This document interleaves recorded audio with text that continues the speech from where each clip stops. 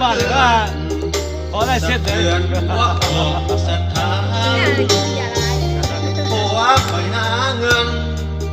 หวังสร้างครอบครัวกันสร้างบอกคิดว่าเมียอยู่บ้านจะประสานด้วยมีสู้ดนตรีตายมาถึงวันนี้ความหักมาพังทลาย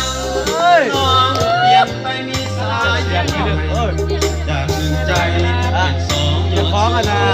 อย่าฟ้องใช่ไหมยังง่ายไม่ยินข่าวทุกเรื่องราว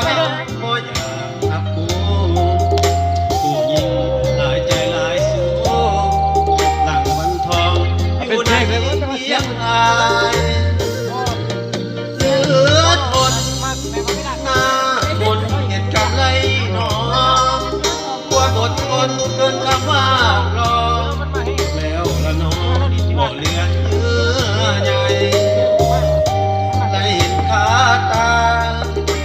อุลาให้แท้เคยเป็นหยดดวงใจเดี๋ยวนี้